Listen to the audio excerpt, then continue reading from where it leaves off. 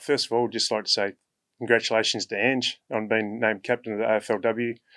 Yeah, great person and great leader around the club. So it's a great honour for her to lead the girls, and I'm sure she'll do a great job.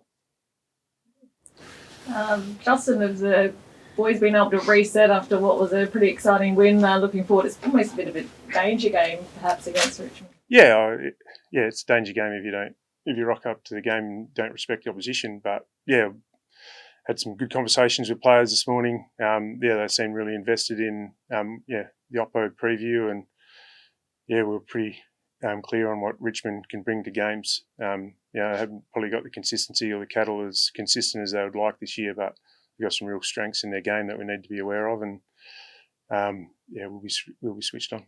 Still seemed like there was a few learnings to take out of that Sydney game, even though you got the win. What was sort of the key point to take out of that? Oh, there's definitely lessons out of every game. The way we finished, probably the last minute and a half of the game, we didn't execute the way we'd want in particular. Could have got repeat stoppages in our front half instead of kicking a point, even though it was a handy point in the end. And that last stoppage, as spoken about, it was not as balanced as we'd like, not as organised and as urgent as we need. So, we can be a bit more efficient and effective and a bit more organised in those moments. Take a look at Richmond. What have you sort of made of their season? Well, they've got some cattle back. We've been devastated with injuries throughout the year.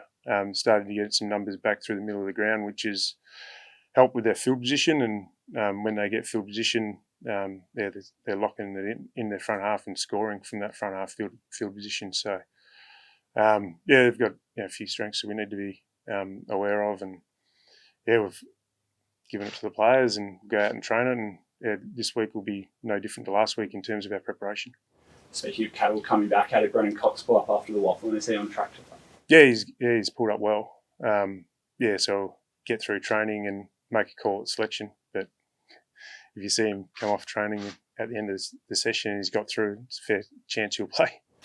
And Michael Walters as well. Is the expectation for him to come straight in, or we have to think about how you use him? It's a little bit different with Sonny than Coxie. Like Coxie's had 2-week build and probably hasn't missed a beat with that build, and Sonny's still in his injury rehab. So it's a pretty important session for Sonny to tick off, and we'll just see where he's at after that, both physically and where his mindset's at, and we'll make a call from there. Alex Pier looked to get his cast off. How's he tracking, and does he look like another couple of weeks and be good to go? Yeah, hopefully another couple of weeks. Yeah, we said 3 to 4, hoping it's 3. Surgeon might say 4, but he's coming along nicely. Were you disappointed Joshdraer missed out on the Rising Star knock? Oh, not really. I don't really get too caught up in those sorts of things. So I think Drapes is losing any sleep over it. The fact is he played a really important role for us, and whether that gets recognised externally is not really a big deal. We recognise it internally and recognised his growth throughout the year and how important and how promising he is. So, hopefully he's getting his feedback from internally as well. How much confidence do you think that could give him to the back half of the season and going forward? I think you can really grow off that. Sometimes you need those moments to be able to stand up and trust yourself in those big moments and get a sense of how strong he is and how if he positions himself the way he positioned himself, how that gives him first access to the ball. And like I said, he's been growing throughout the year, and it's come a long way even since round 2 when he got his first opportunity. So it's probably more feedback that he's up to the level, and he can play on some of the better players in the comp. Sean Darcy's done a lot of rucking in the last 2 weeks. He's satisfied with how that's going and what Luke's bringing you forward? Yeah, I am. Luke brings a lot more forward than goals and marks. He, what he does for JT and Jai and our structure up there, like they kick goals as a group. We defend together, we score together type mindset, and Luke plays a big part in that. Probably didn't finish his work as well as he would have liked on the weekend, in that sense. But it's a bit of horses for courses. Sean against Grundy's a good matchup given the size. Against Witts, it's a good matchup given the size. And Big Nank this week, who's a big body and a bit of a weapon in the ruck. Sean's a good matchup for him as well. So we'll see how it unfolds. Given the success of Nat Fife's role on Heaney at the weekend, is it something that you're looking to deploy moving forward? Again, like horses for courses. we've had Youngie do those roles as well. Fifey stepped up and did it on the weekend, so find out best matchups. But like I said, it's not always going to be a tagging role for Fifey. He's played some other roles for us, which have been really important to the way we set the ground up and the way we, the way we play. So he'll have a role. Just not sure what it's going to be yet.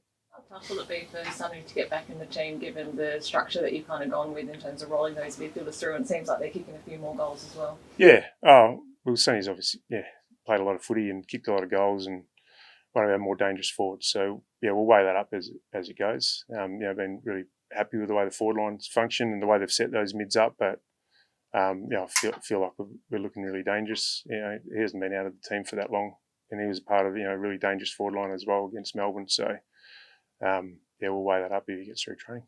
You're coaching your 100th game this weekend as a senior coach. Can you reflect on that journey from quarter to 100-game AFL coach? Oh, it's not really something I'd set myself out to do, even play AFL. So it's been an interesting journey, and one that I don't take for granted, and one that I'm really grateful of the football club for giving me opportunities, first as a player and now as a coach, and as an assistant or development coach, and now as senior coach. I'm really grateful for what this club's given me, and I work every day to try and give something back. So 100 games as a senior coach is not really a milestone that I've looked forward to or aimed for. It's a moment along a moment in time, and a moment on the way to hopefully achieving what we want to achieve as a football club.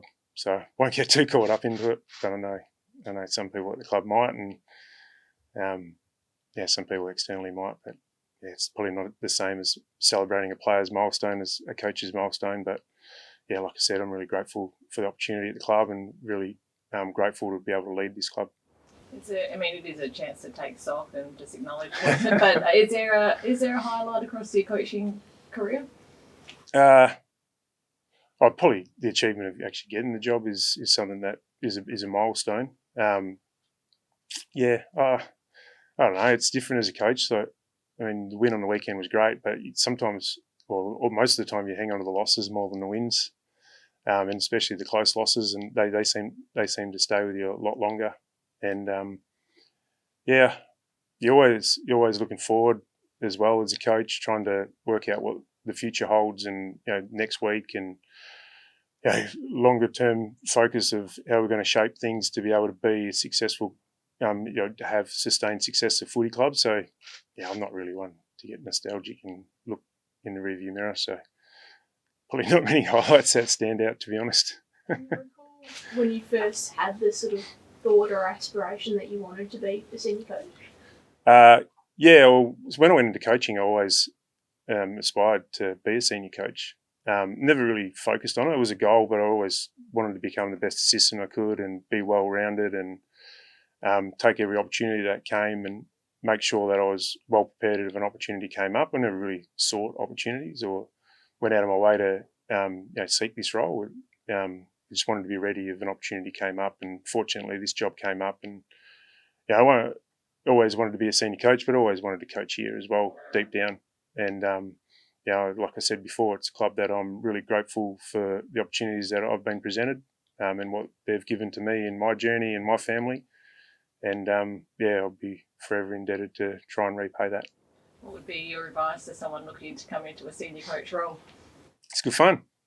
The ups and downs of footy, it's a great ride.